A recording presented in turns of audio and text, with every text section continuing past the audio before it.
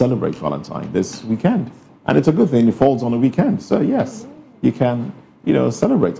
And I know one of our guests here, Dele Fanimo, is preparing also to celebrate Valentine. In fact, he'll be traveling back to his home state to celebrate Valentine. As if fully. Moses Humphrey is not preparing for the Valentine. So why put it on the spot?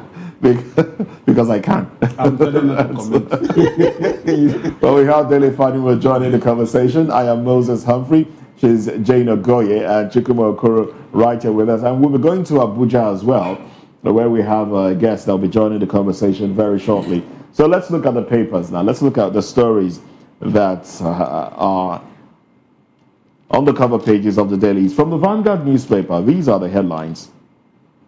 50 years after Muritala Mohammed, my father treated corruption as emergency, not talking point. Aisha Mohammed Oyebode says he was a soldier statesman and our hero at home. Friday, February 13, 1976, how mad men with guns went on rampage. Mohammed's tomb, not a sight to behold. Today's leaders are not selfless like my father.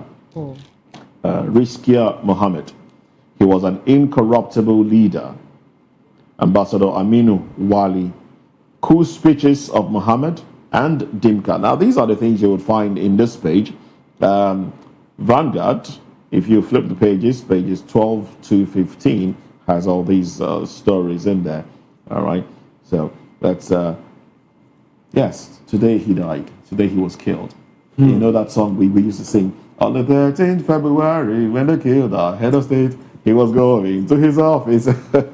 And, it's terrible that schools have stopped all of that, singing those songs, because they help you keep the dates and the events in mind. But then you have children now that have no idea of this history. When stories are put in sing-song-like formation, they stay longer in memory. One of the devastating policy that had crippled our way forward in this country is the removal of history from curriculum in secondary school. A 35-year-old, 40-year-old cannot relate to what we are talking about here, except maybe through conscious effort. The parents told him or her what happened on February 13th, 1976. Let's not be too carried away. Muritala Mohammed was, as a young officer, was part of the corruption in the Nigerian army. Yes. But it took a turn around as soon as he became head of state. He forfeited some of his assets to the federal government. So it wasn't as if he was born Spartan and he died Spartan. But the point is, he didn't live enough to show how much one can gain by, abhorring corruption. If somebody as a head of state could decide to say, I want to go, perhaps Muritala may have turned out to be another Singaporean leader, Lee Kuan Yew, in Nigeria. But unfortunately, he spent about just 6 months. And his life was exterminated by ambitious soldiers, And I want to also say that at least now that history is brought back, are we going to dwell much on contemporary history? Or we'll go back in time, like in those days? I was never born when Mali Empire existed, Songhai Empire.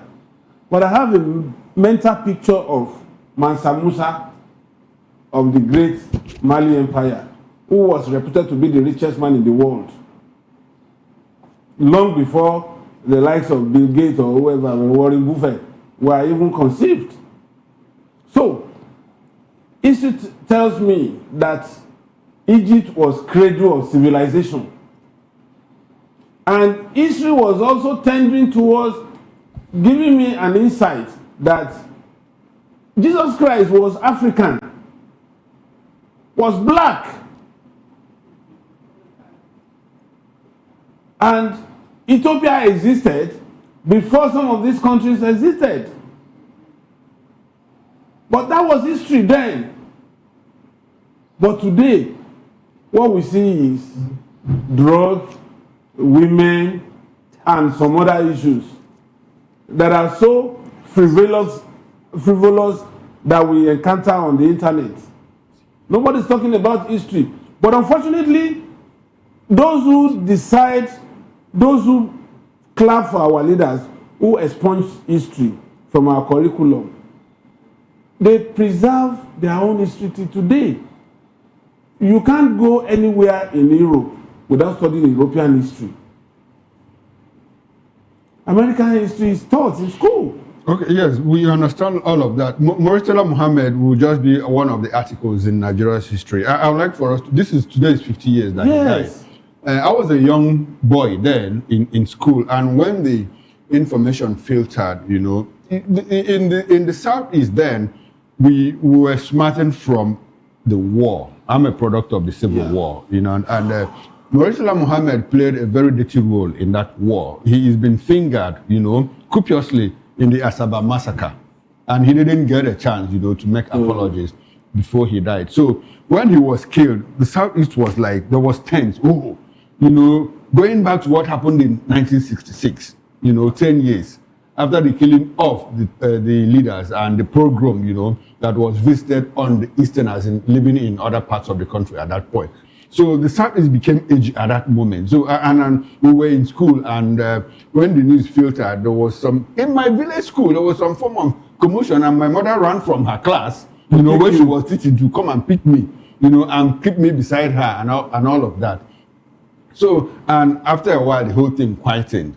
So I'm sure that Murtala Muhammad's misdeeds in history, you know, was lost in the fortune of history. Yeah. Because, I mean, nothing says, like you said, he had to make some forfeitures. Yeah. Nothing says that he wouldn't have been another Babangida, or even a Babangida, or worse than him. Yeah. You know, it would have been this, you know. It's just either way. Either way. But I don't see him as somebody who have turned Inec and you know, or even the Sukano of Nigeria, you know, because at that point, he didn't have a good image. It was just that he was short-lived, 6 months, and at that point, he tried to do a few good things. That was the way Babangida came in and did a few good things, you know, and that was how Buhari came, did a few good things until he was shoved aside. So, but I think history will judge him, you know, history will sentence him appropriately. Now, that said, this is 50 years, and well, his family, the children are saying, well, our father was this, our father was that. Of course, I don't expect them to say anything different. That is Murtala Muhammad for you. 50 years. I recall vividly what happened to the young boy. How time flies. How time flies indeed. I just wanted to say that history has been returned to Nigerian curriculum. That's why I mentioned it. But instructively, just for primary school to GSS3, and not to the senior secondary classes. It stops at GSS3. Some of us actually fought for the return of history. I wrote several articles. I wrote editorial on it, you know, because I knew the implication of not having history. A 35-year-old, that's why they don't have informed judgment on political issues, social issues. Because if you don't know where you're coming from, you can't head the right direction. If you are going. You're right, and the government of our time is even happy with all the distractions. I'm telling you. Reality shows, the average Nigerian youth. And however, also participate in the reforms and also, you know, advocate for stronger reforms that will help shape the future that we all advocate for. All right, then, thank you very much. Unfortunately, the network was really bad and missed out on a few things that you said there, but I hope it will get better as we proceed with the conversation. Let's take a few more headlines here. Still from the Vanguard newspaper. Power outage looms as scheduled power plants maintenance. Power outage looms amid scheduled power plants maintenance. U.S. accuses Chinese miners of funding terrorists in Nigeria. I saw this one coming. China embassy debunks allegations. ADC should consider Southerner for 2027 presidency. Amechi. Okay. ADC should consider Southerner for 2027 presidency. Amechi. Inec 6873 billion naira for 2027 post. Proposes 171 billion naira 2026 budget. All right, so let's have reactions to the window headlines, and then we'll go deeper into the paper and take a few more headlines here. Telefonimo, please. U.S. accuses Chinese miners of funding terrorists in Nigeria. China embassy debunks allegations. This is very clear. You recall that I was trying to connect the dots when this news broke out that Trump was angling to come and exterminate terrorists in Nigeria.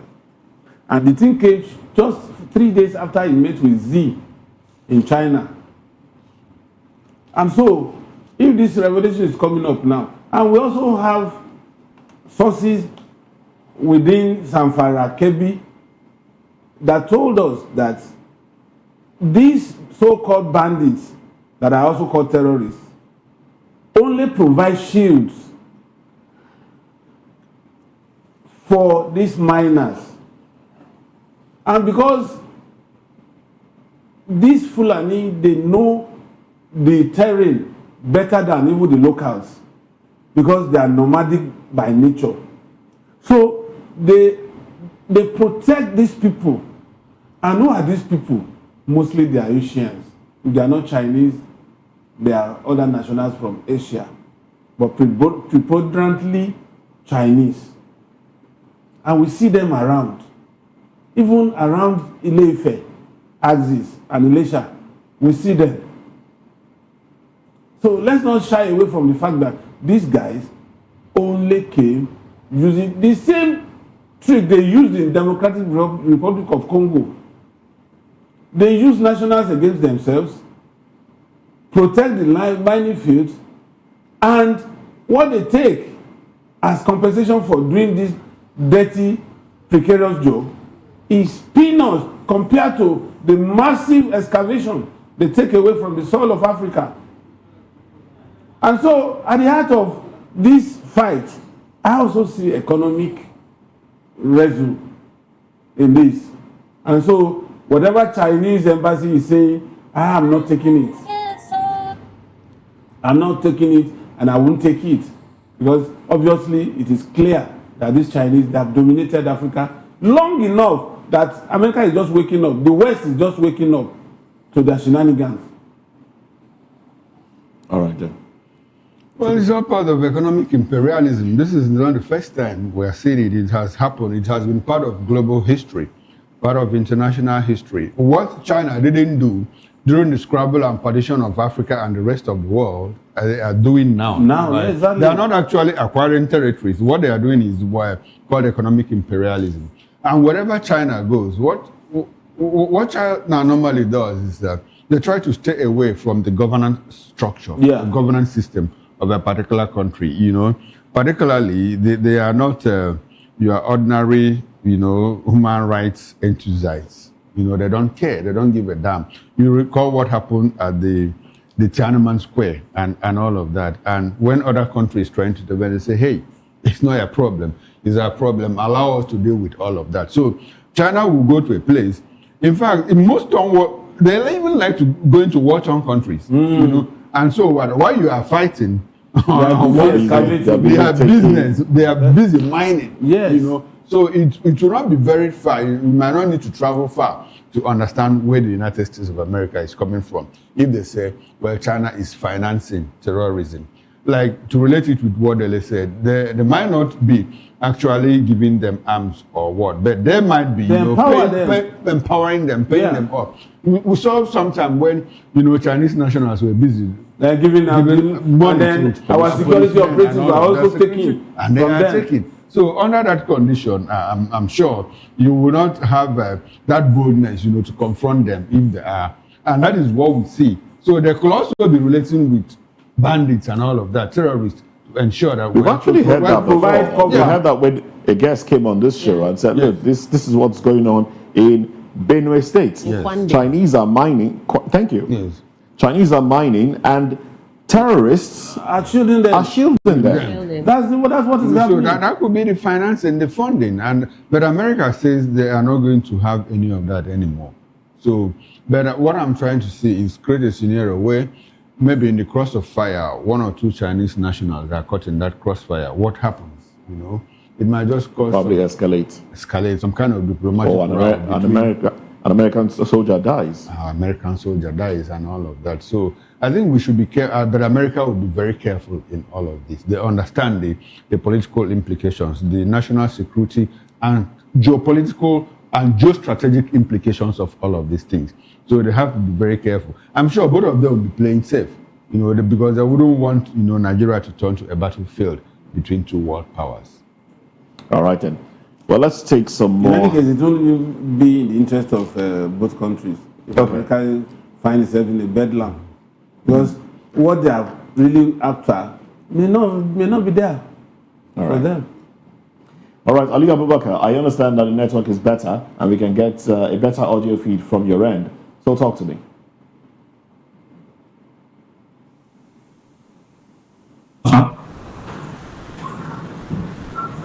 Well, go ahead. Let's have your reaction to the headline. Oh, okay. Yes, the headline, in case you missed it, the headline is, United States accuses Chinese miners of funding terrorists in Nigeria.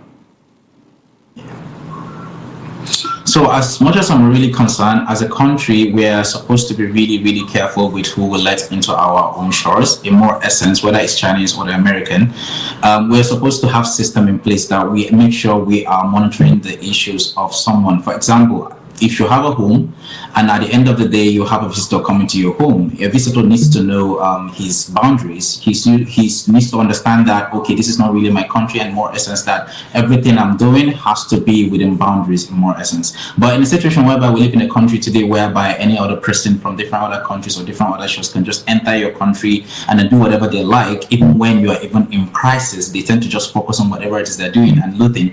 It begs the question that why wouldn't people think that that is really basically what is really going on? Because if as much as I am in crisis as the home that you visited, you are not even concerned about my issues that are going on, you are more concerned about carrying what you can carry as my country decays or as my country just falling into patterns. Why wouldn't that begs the question of the issues that we face today in the country? I mean, it's as much as we have leaders that really care about the people, that really care about the situations in the country and this banditry that is even going on in more essence, you are supposed to put securities in place in all these essence. You are supposed to do whatever it takes to make sure that your country is highly secured, not allow other people from outside the country or from beyond shores to come into your country and dictate almost everything that you do, even if they most claim that they are not even like adherents to your issues, or they don't want to associate themselves with whatever it is that your country is up to. But however, as much as they may claim for that, but you're still looting stuff, you're still carrying what belongs to us, you're still taking a lot of things that would have made our country better in more essence. So what does that question or what does that action really pushes to the people or even the leaders in power? So leaders really need to do better when it comes to the issues of security and making sure that any outsider in your country is being tracked and also his actions are being monitored, and that he knows, that he understands that he also has boundaries and that he shouldn't go beyond those boundaries. All right, then. Thank you very much. Now let's get into another conversation now. This is, I think we've talked about this already earlier in the day, but it's on the cover pages of the Daily, so we'll talk about it again. This day report says Inec needs 873.7 billion naira to deliver credible 2027 elections. Amuputon tells National Assembly. Vanguard says Inec seeks 873 billion naira for 2027 polls, proposes 171 billion naira 2026 budget. And then Guardian says National Assembly tightens grip on public finances amid 2027 election funding debate. And when you flip the pages, the writers there, Inec seeks 873.78 billion naira for 2027 polls, defends early appropriation. Senate threatens Zero allocation for Accountant General over fund delays. Reps move to bar 22 NDAs from 2026 budget over audit breaches. Protesters accuse finance officials of sabotaging 2025 implementation. Oshomole, foot rubbing, cautions Inec against mandate drift, hospital plan. All right, those are the headlines there. Chukuma, let's have your take, because this is an opportunity for you to react to this headline. Yes, which one do you want me to chime in on? You said a lot. Is it the Inec? No, those are the riders. Those are the riders. Major stories. Inec seeking 187 billion naira. Okay, now, yes, like you said, I have an opportunity to react now, because at that point I didn't have an opinion, but now I have an opinion. I think it's a little too much, for INEC, because I also considered a few things. I did some arithmetic there. In 2023, we used 313 billion naira, to conduct the 2023 elections. But like Dele pointed out, the budget is more like expectations, revenue, and income. But INEC is not a revenue generation agency. So what they are asking clearly is, this is what we want, because it's part of the sub-budget system, And are they asking for envelope budget, whereby a situation where a certain amount of money is earmarked for certain subject headings, and you don't go out of it, and if you don't exhaust that spending, you return it to the treasury? We are not aware of that. And like Dele said again, we have not received the breakdown. But on the general, in general, I think INEC asking for that amount of money, and we are looking at capital expenditure, like Dele said. Capital expenditure, are they rebuilding offices or what? Are they buying new vehicles? How about the vehicles that they had before? How about the beavers machines? Barrister Asimadam says that 60% of the beavers machines, have been damaged. Where did they buy them from? Okay, they have what we call the OEM guarantees, original equipment manufacturers guarantees. How long is the guarantee and the warranty period? Have they expired? We just acquired them. So why are 60 of them went bad? Why don't you ship them back to the OEM, to the manufacturers, to fix them at no cost, because that should have been part of the warranty. So these are the things that we should understand. Like I said, in 2023, our exchange rate to a dollar was 640 naira, and we used 313 billion naira. Now our exchange rate is hovering around 100 or 1,400 and so, and we're asking for 878%. No, we're asking for 878 billion naira. That's more than 100% increase. And like I said, if they're looking at recurrent, or if they're looking at capital expenditure, how much of that did we inherit from the Yakub Mohammed administration? Or when he walked away, did he walk away with all their facilities, with all their equipment? These are questions we are asking. And we are, between 2 years, we are given like 1 trillion naira to conduct elections. I mean, we are looking for hospitals, we are looking for schools, we are looking for roads and all of that, just to conduct election. Barrister Eze Luche said that he did some kind of check and discovered that Nigeria has about the most expensive elections. Yes, we do have. And when Barrister Adam was talking about the UK that spent 140-something million pounds, to conduct the elections, even if our currency is not at par with their own, that is very huge. 147 million, and we are asking about 147 billion, and we're asking for 878 billion naira. It's a lot. I think the National Assembly should look into that and do a lot of surgery, and review all of that. What do we have? What don't we have now that we can bring in to say, okay, let's complement all of this? And you said something, that's about INEC. Moses, you said something about National Assembly saying they are going to sanction the Office of the Auditor General and give him zero allocation, for breaches and other MDAs. We know what that means, with such traits, oversight functions and under the table, so they are not going to do that. The Accountant General, you cannot give him zero allocation because it has to function. That office has to function. It has to do audits and all of that. Recall that the 210 trillion naira we are looking for now is from the 2022 audit that they carried out, that he conducted and all of that. So National Assembly, well, I understand what they are trying to do, but the Office of the Accountant General is very key, it's critical to transparency and accountability in government. So I understand that I like the trade that you are making, but they should also, provide for you the information that you are asking for so that it to be a seamless operation. Let this Seamless country operation. move on. All right then. Well, another headline here. I like your reaction to it. Senate real-time results transmission does not translate to e-voting. Says INEC currently lacks capacity to conduct e-voting. That's the Senate. Yes. Holding brief for INEC. False claims it declined use of IREF for 2027 polls. PFN warns against early 2027 politicking, urges focus on insecurity, governance. I'm happy that the Senate is coming out to make this clarification, because when we were debating about the real-time transmission of results, a lot of people mistook it for e-voting.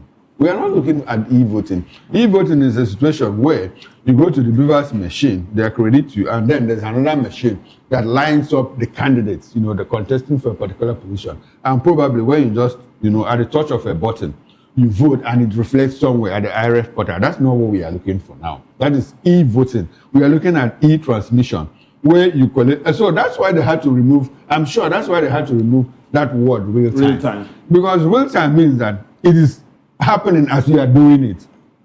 Real time online is happening as you are doing it. So it's good that they make that clarification. But going back to what the Senate gave us, what the Senate gave us is not what Nigerians are asking for. They simply took us back to 2023, like Akpabio said. It's still hybrid. Well, when this one fails to work, use manual upload. Nigerians are asking for 100% electronic transmission, 100%. That all the results, must be uploaded and they should hit the IRF portal, no matter when they upload it. Now the question is, are we able to do that? In the midst of all of that, are you sure that some results will not be lost? Because the way they have the infrastructure. we have the infrastructure, the substructure upon which to build that structure, internet connectivity, power supply, and all of that. Look at we are struggling with 60% of Beavers machines already damaged, according to Barry. But if you transfer, it's like sending a text. You send a text, a message, a WhatsApp message, and something. It doesn't go, and then you move from that location. Before you get to another location, you'll probably get network, and then the message will deliver. It might be late, but then it will deliver. It is that lateness that is the problem. So how long do we have to wait? It is that lateness that is the problem. In all of this, my fear is, even when these things are put in place, let's agree without considering that the Senate decides to pass this bill wholesale as we Nigerians want. Unscrupulous Nigerians, are they not going to be the one to man these machines as the situation rule? Can they manipulate it? You said if you stay in one particular location, there could be network disruption. But if you move from that location to the next, now the question is everything automatic? Is there no function of human element in all of this? Is it not the same people that will clap for those who loot their state that will man some of these machines? Is the machine not subjected, it will not be subjected to manipulation? That's another worry. Yes, I share your sentiment. That has been my position in all of this. That in as much as we want e-transmission of results, but we should first of all build the substructure. What people are asking INEC, to use part of that money to put into telecoms. No, they will not do that.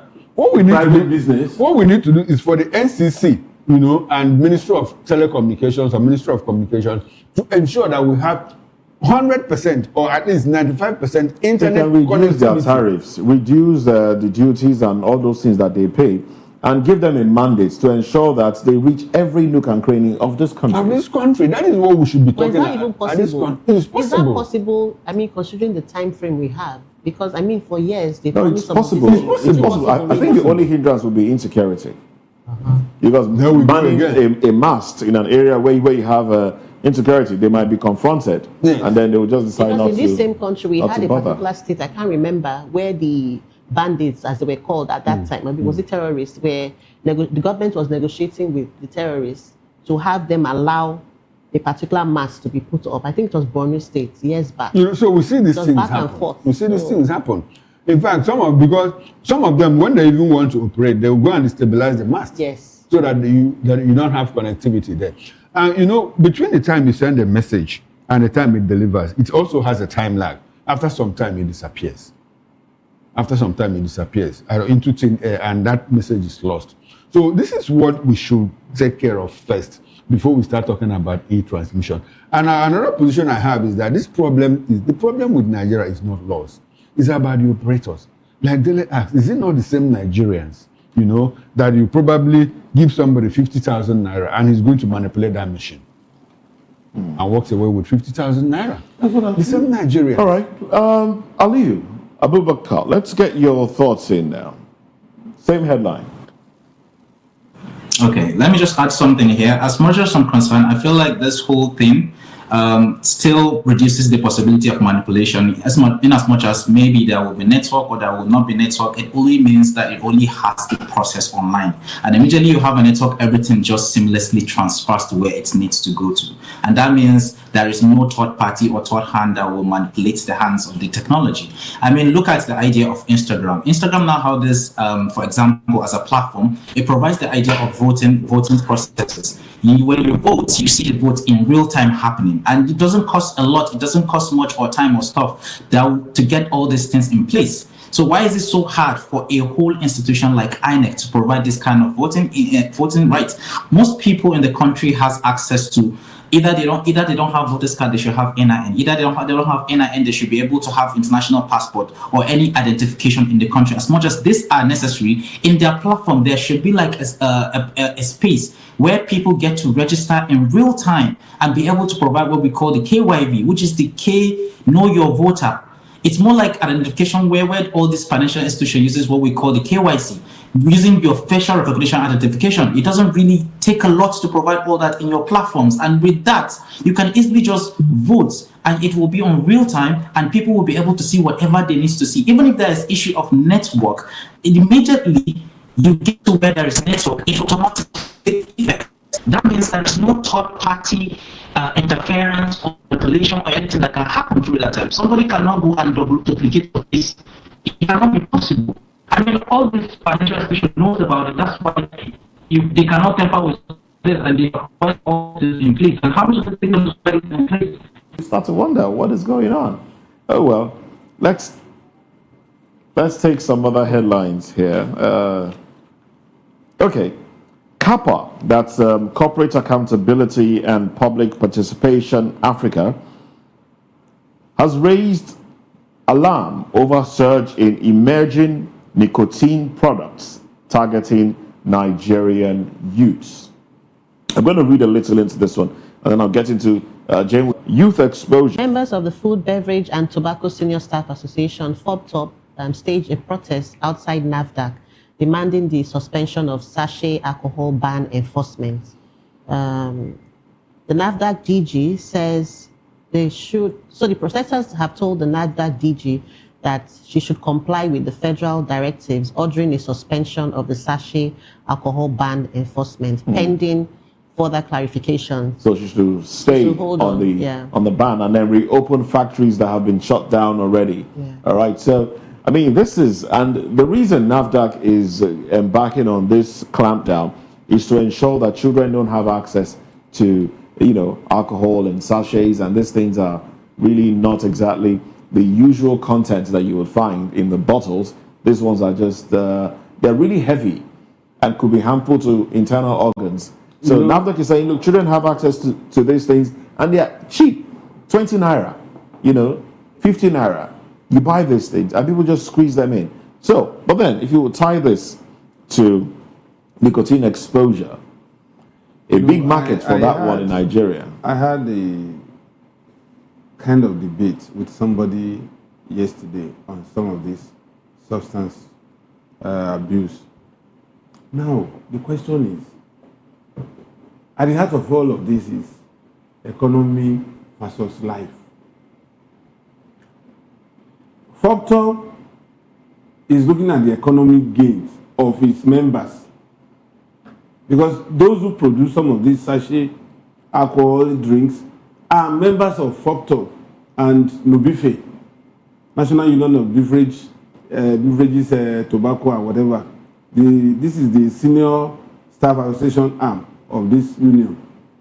Now, they are so narrow-minded in their crusade against this ban because they know that if those factories are shut, their membership will be depleted and check-up dues would also reduce drastically. But they're not looking at the flip side.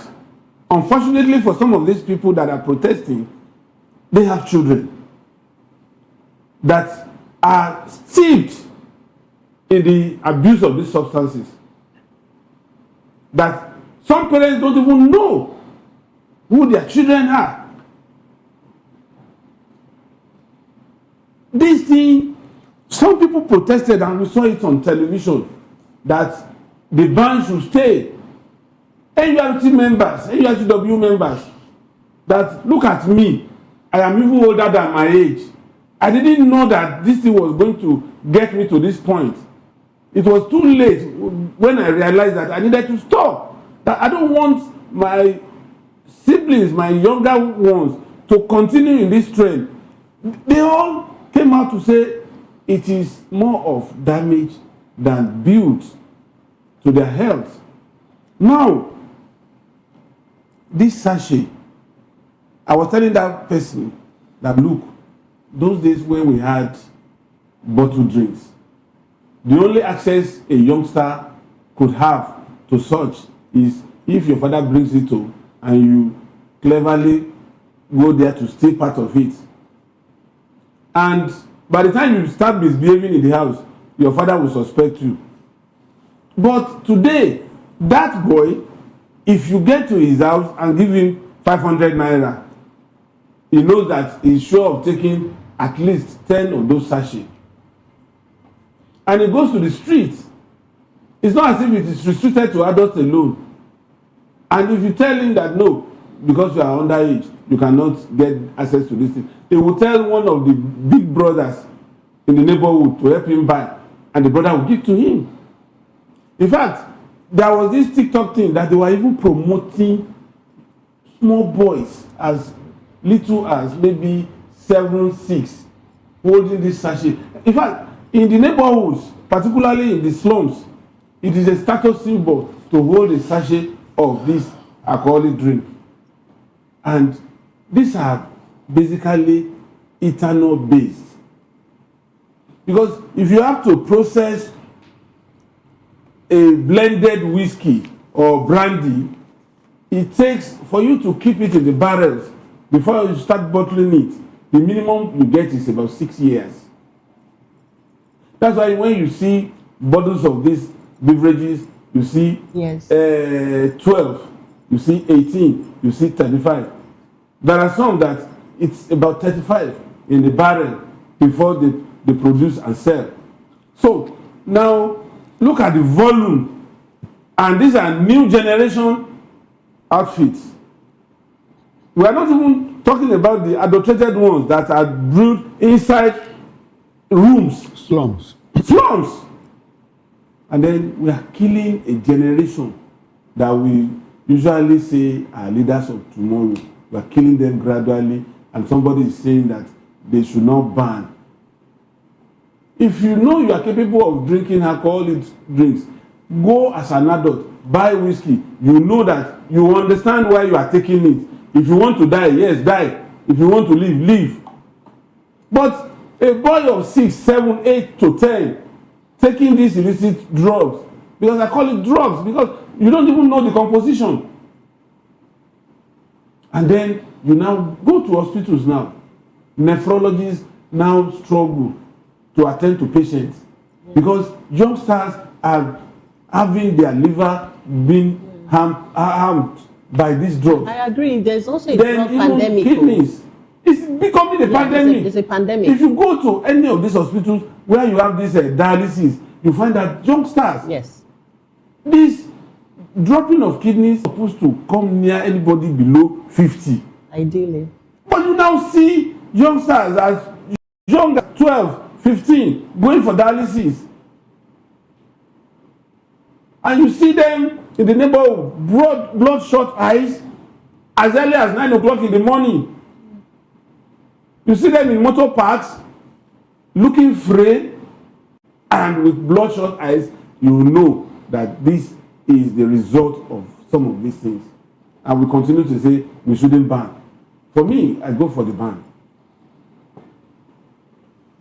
All right then. Ali Abubakar, what's your point? What's your take on this one? I surely really agree with the idea of the ban. As a young person, I have really seen the damage that this has done to our younger persons, and in more essence, I think more of the distance are easily accessible to them. So if distance are quite really accessible to them, it makes it easy for them to actually go and get it in more essence. So without the ban, it actually, provide for them more or less, they are more susceptible to these substances. And yeah, I agree. It's a pandemic right now because a lot of younger persons are getting sick every day, and this is really affecting the growth of our younger persons. The people, the so-called young persons that we are hoping are the future of tomorrow, are the ones who are all, falling into this loophole and the chaos and the whole pandemic. In more essence, I would like you to know that in a recent research that was made by an organization called Gatefield, it's realized that young people in Nigeria hardly pass the age of 65. Wow. Now imagine that amount of people that are not able to reach that age and are dying based on the substance they consume every day. And I feel like there's this increase in this in the breakout of cancer so much in young people. And if you go like 10 years to 15 years ago, this is more like a strange disease to us in Nigeria, in Africa at large to be precise. We used to see this as more like a different or foreign land disease, and all of the sudden it has rampant our own country, it has rampant our own region. Why is that? There's an increased consumption in all these chemicals. People are consuming these substances every day, and it's killing us. It's really affecting us, and it's really destroying the lives and properties of people. So therefore, I really agree that it is really important that the ban of such things are quite, put into place so that it is inaccessible for even younger. If you go to developed countries, if you haven't reached a certain age, you wouldn't even have access to alcohol. Not even that, to be precise. There are selected places where you can only go to get alcohol. You cannot just see it rampant in the streets. It is not possible, because it is not allowed that it is sold at large quantities or easily accessible to just everyone else. And today, in the current state that we are in this country, we have realized that even our homes don't even get to know or get to limit what we can touch or try out there. We don't even know what somebody is out there doing or stuff like that. That is more reason why these things or the law should be enacted more, that distance should be banned and easily not accessible to younger persons or even people that are quite easily get into diseases that we've got. That's my stance. All right, then, thank you very much. Well, this we'll just take on maybe a few more headlines. You want to say something? No, it's okay. Okay, we'll take a few more headlines and then we'll wrap up this conversation. Okonkwo, lack of transit facilities undermining Nigerian Airlines potential. 4,521 megawatts shortfall in nationwide power supply as gas facility undergoes repair. Jane? Okay, here we tackled this earlier this morning, but it's here again. Malami, George recuses self, returns case file to CJ for reassignment. All right. Okay. Malami again. Lawyer by association. Yes, I'm yes, not of going course. to. My opinion here will just be not legal. I don't have the legal perspective to it. But like I said in the morning, for people who don't understand, the name of the lawyer is Egwatu. Egwatu means I'm not afraid. But the man, he's afraid. I don't know why he has accused himself. Now that said, it speaks to what we see, it's more like corruption fighting back. I wouldn't know why the man suddenly said, well, I don't want to be part of this. It could be that he's under pressure from some quarters and all of that. And it's not alone. This is not the only case. We have cases that drag for like 12, 15 years. Like Jane mentioned in the morning, like we pointed out, Ojus Okalu's own case, lasted for 12 years. And we all know what happened. We have Yaya Bello that is now trending. 1 year is gone, 2 years is gone. We are getting into the third year. And we have witnesses coming to say, oh, well, there are no linkages between him and the account that was used to transfer the money and do the transaction. Yet we have the British who return the money, to the government account and all of that. And we are going back and forth, living in denial and all of that. It all speaks to our intentionality as a people, as a government, not to fight corruption. We have had cases where monies recovered, monies that were looted and taken abroad. Now we're now relooted, and nothing ever comes out of it. Quite unfortunate for us as a people. Very unfortunate indeed. And this is where we drop anchor on Newspaper Review for today and for the week. Well, thank you very much, Daily Fanimo, for coming on the program. Thank you very much, Aliyu Abubakar, joining us virtually at Abuja Station. And thank you, Chukwuma Okoro, who doubled as an analyst on this part of the show. He makes a comeback later tonight at 6 p.m. on Political Lens. You want to share what to expect? Yes, I'll be joined by Dr. Kachi Ononuju and Dr. Peter Anosike. Both of them will talk about Southeast politics ahead of 2027 and then touch on other few political stories around Nigeria. Alrighty. Thank you so much for joining us. See you tomorrow bright and early. My name is Jane Ogoye. And I am Moses Humphrey. Bye for now.